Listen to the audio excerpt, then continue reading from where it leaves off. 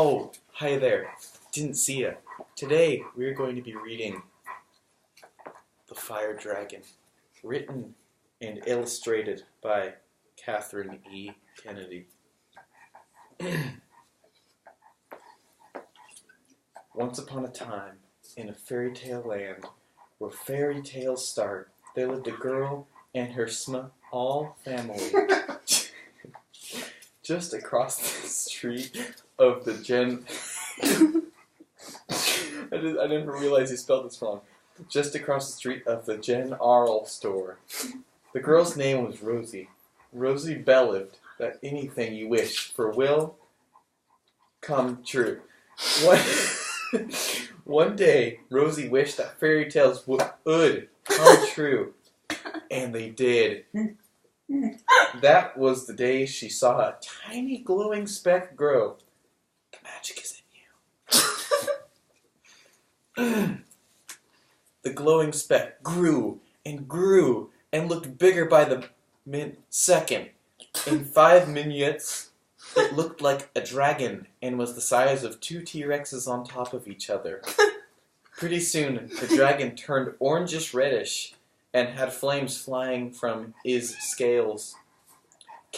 No, that's crossed out. That's also crossed out. Rosie only got 1 wish a year and already spent it. What was she going to do? Chapter 2. What happened?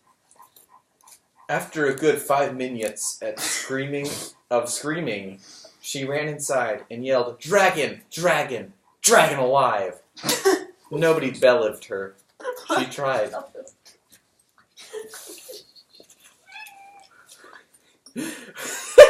Was the dragon good or bad? Rosie didn't know.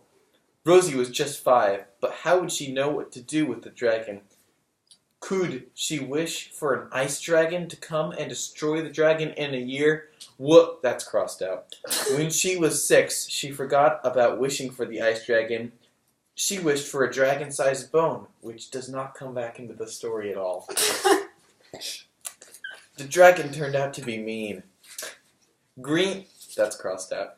If it wanted to, it could blow up the town. The villagers are in great danger, Rosie said. Rosie had to save the world town. She was in great dangers. She thought, what can I do? That night she could and sleep. The dragon kept her awake. That night the dragon finally fell asleep, and so did Rosie. Rosie had a dream. She was in a terrible dungeon with a fire-breathing dragon. It was a long dungeon.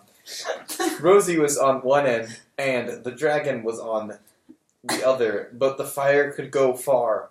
The dragon blew fire and was just about to get her. Thus she woke up. There's no end to that. Chapter 3. She told her parents about the dream. This chapter doesn't have a title. They said, "It's just because you ate too many sweets last night." Then she went outside and gasped. The dragon knocked down the Empire State Building. It would take millions to replace that. Was their city going to be in ruins? Just then they heard a terrible eek! It sounded... On your 3rd try, you got awful, right? "Help! Help!" the people cried with tears in their eyes. Rosie's mom and dad were mad at her for letting her dragon knock down the Empire State Building. What was she going to do?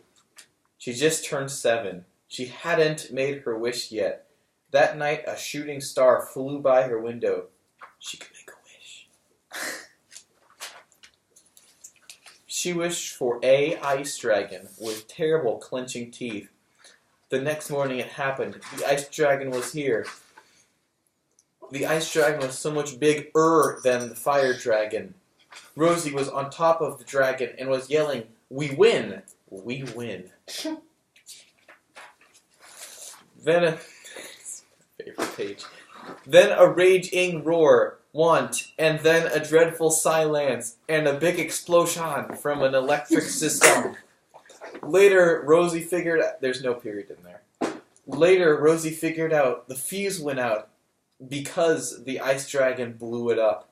And the explosion was so big because the fire dragon blew up too. Yes, said Rosie.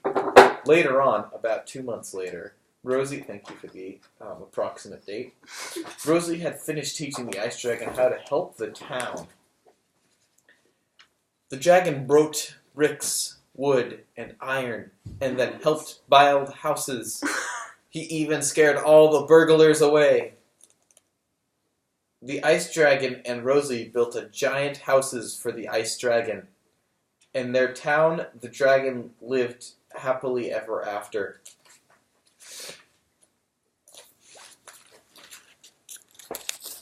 Winking.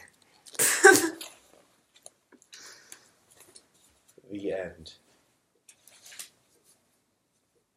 Abate the book. I wrote this book after I read This is awesome. all my books. It's one of the best books I have written. It's also the first book I have wrote this book to have... This is such bullshit. I have wrote this book to have children have a good time reading. Thanks. Katryn E Kennedy.